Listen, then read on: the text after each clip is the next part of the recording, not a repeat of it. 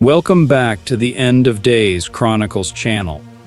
Nestled in the ancient city of Jerusalem, amidst layers of history and faith, the focal point of our exploration is the Dome of the Rock, a structure whose shimmering golden dawn conceals a profound narrative, not only about the building itself but also about the grave matter it was constructed to conceal.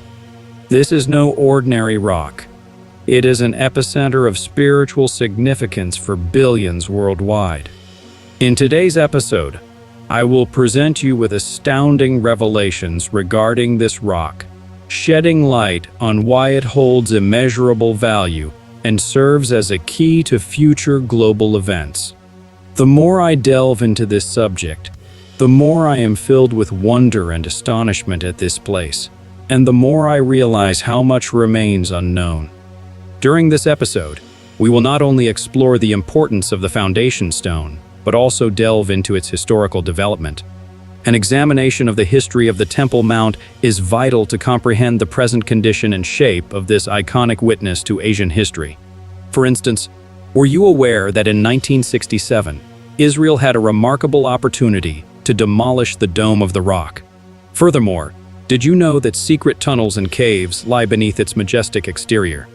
Additionally, the Dome of the Rock bears a striking resemblance to a Byzantine church. All these intriguing aspects will be discussed in today's episode. Before we proceed, I kindly request you to subscribe to the Israel My channel.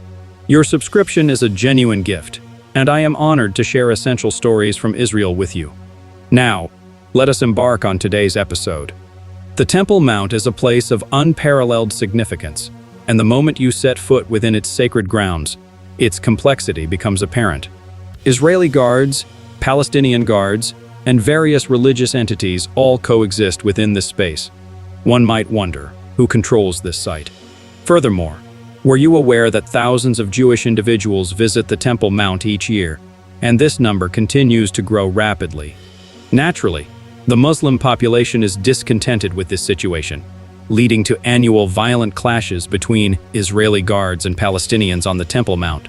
For Jewish people, this location holds unparalleled importance, as they believe it to be the most sacred place on earth.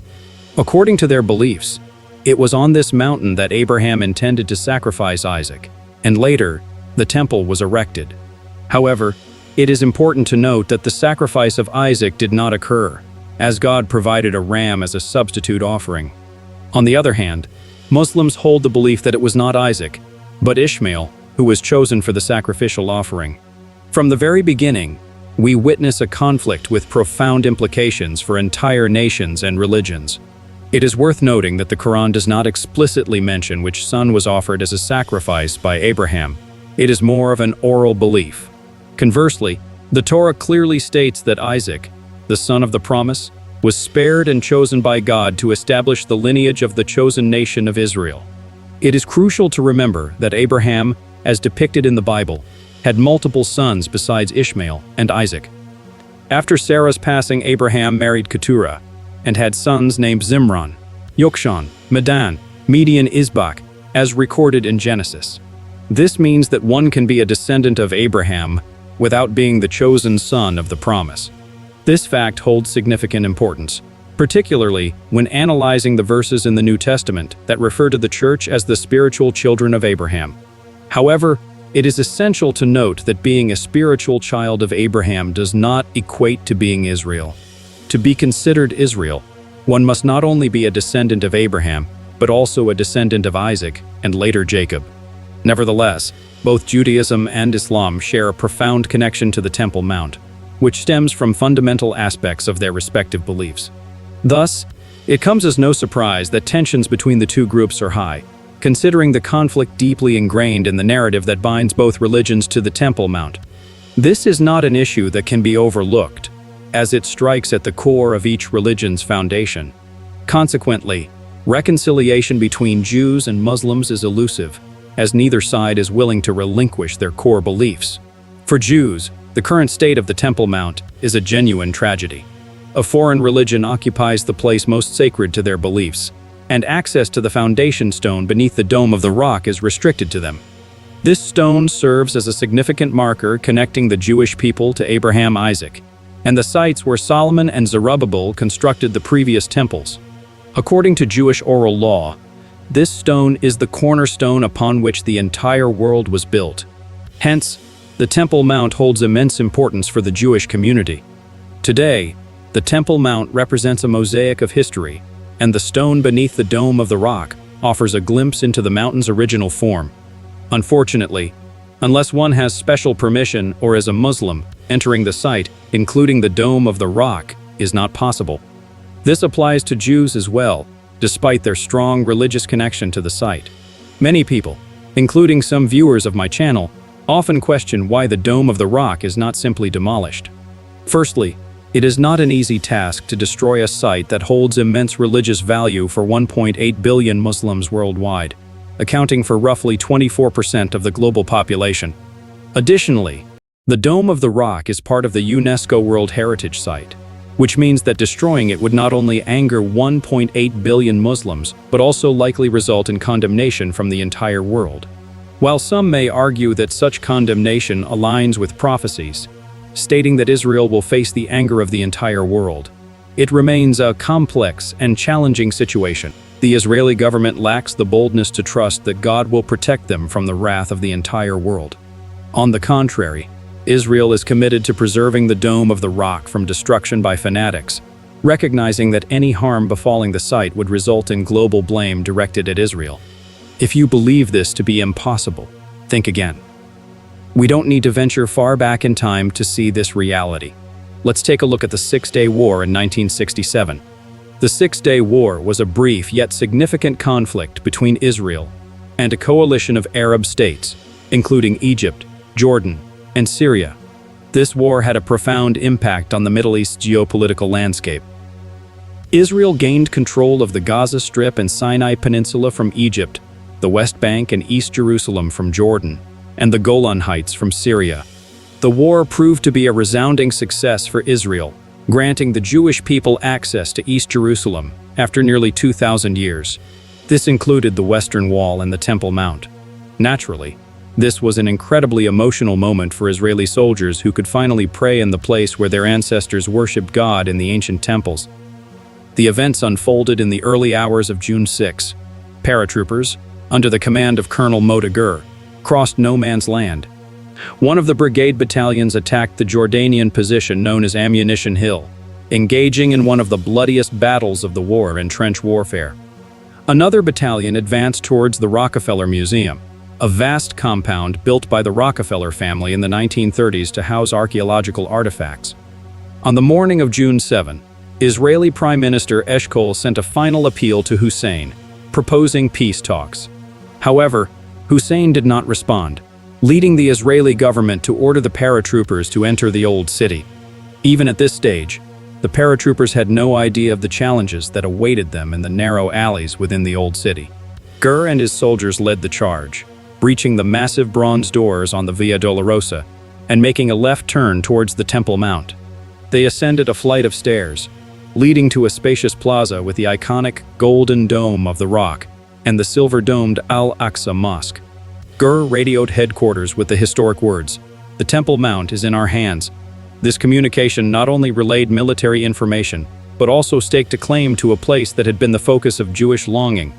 For centuries, a place where Jews prayed regardless of their location, and it was now under Israeli control. Ezra Orni, the brigade's chief communication officer, retrieved an Israeli flag from his pouch and asked Gur if he should hang it over the Dome of the Rock. Gur, with determination, gave the order to proceed.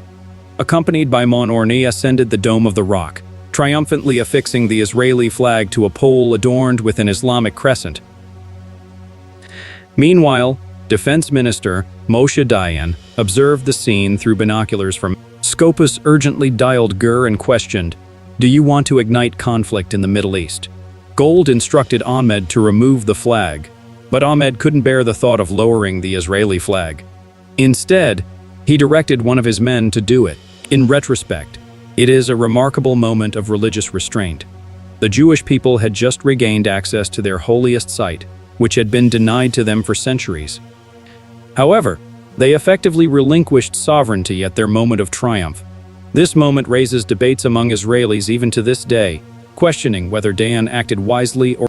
Now, let's return to the Dome of the Rock and explore its structure. If we examine the shape of the rock, we can observe numerous modifications over the years. It is important to remember that after the destruction of the Second Temple, this site was governed by Romans, Christians, and eventually Muslims. Each civilization made alterations to the rock, resulting in the visible cuts we see today. Scholar Leon Rittmeyer conducted extensive studies on the form of the rock under the Dome of the Rock. Rittmeyer argues that the rock looked significantly different in its original state. Successive civilizations after Israel had altered the stone, made cuts to it, built on top of it, and even used parts of it as construction material. In its original state, Rittmeyer suggests that the stone had a prominent depression, which can still be seen today. During the Crusader period, significant changes were made to the appearance of the site. The rock was reduced in size and covered with flagstones. The Crusaders also constructed a high altar on the rock, obscuring most of its eastern part. Gabrieli, an Arab historian of the Crusaders, writes that when Jerusalem was reclaimed by the Muslims, Sultan Saladin ordered the marble installations to be dismantled and the stones broken. Unfortunately, the Crusaders were not gentle with the stones, as they even removed sections and transported them to Constantinople and Italy. However, what Rittmeyer suggests is astonishing. If we align the cut in the rock with where the temple would have stood, we can see that this place would be in the Holy of Holies in the temple. But that's not all. If we examine the size of this cut, it measures 2.5 by 2 cubits. The royal or sacred cubit was the distance between the elbow and the tip of the fingers, equivalent to the length of 4 fingers. In the construction of Solomon's temple, the royal cubit was used, which measures 52.5 centimeters or 20.67 inches. Going back to the Torah, we learn that the Ark of the Covenant measured 2.5 by 1.5 cubits. Therefore, the Ark of the Covenant would fit perfectly into this cutout hole. However, the hole measures 2.5 by 2, not 2.5 by 1.5. Rittmeyer suggests that the answer lies in the Torah. According to Deuteronomy, the scroll of Deuteronomy was placed next to the Ark. This may explain why the space for the Ark was made slightly wider, allowing the scroll to be securely placed next to it without the risk of rolling down the mountaintop. It's quite an intriguing explanation, wouldn't you agree? To provide you with an understanding of the temple's location in relation to the current Dome of the Rock, I have created an animation that shows the position of the rock, Solomon's temple, and Herod's temple. Here is an additional illustration by Rittmeyer that depicts the rock, the Dome of the Rock, and Herod's temple. It is crucial to note that the rock does not mark the location of the threshing floor that David purchased from Araunah the Jebusite. The threshing floor of Araunah was situated where Solomon and later Herod built an altar in front of the temple. Some argue that the rock beneath the Dome of the Rock cannot be the threshing floor of Araunah because it is not flat. However, this argument fails to recognize that the threshing floor of Araunah served as the spot for the altar and not the center of the future Holy of Holies in the temple. So, considering the current arrangement of structures on the Temple Mount, the threshing floor of Araunah would be located here. If we can imagine the interior of the temple with this rock, it would resemble something like this. Isn't it intriguing? But wait, there's even more fascinating information. Did you know that there are actual caves beneath the Dome of the Rock that some believe hold the true Ark of the Covenant? Firstly, there is a cave called the Well of the Souls inside the Dome of the Rock. Please note that the footage I'm showing you now is rare, and only a few people have seen it, particularly if you are a Muslim. This cave is a place where Muslims pray and holds an air of mystery. There are various theories regarding the origin of this cave. In 2015, it was decided to replace the carpet in this cave, and you can find some pictures of this carpet replacement on the internet. Underneath the carpet lies a beautifully decorated floor. However, little is known about the creation of these floors.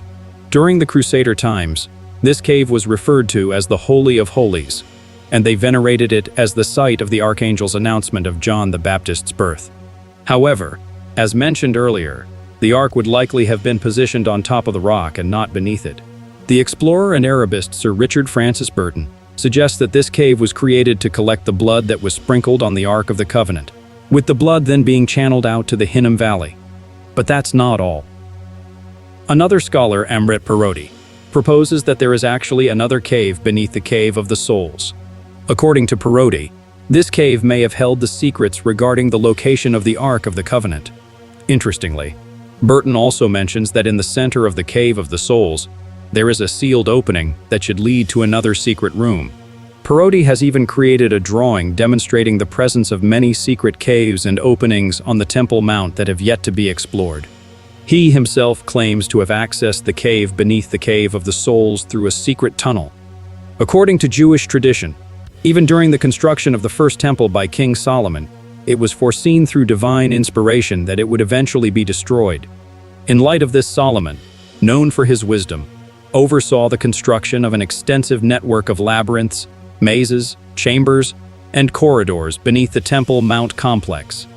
He specifically commanded the creation of a special place where the sacred vessels of the temple could be hidden in case of imminent.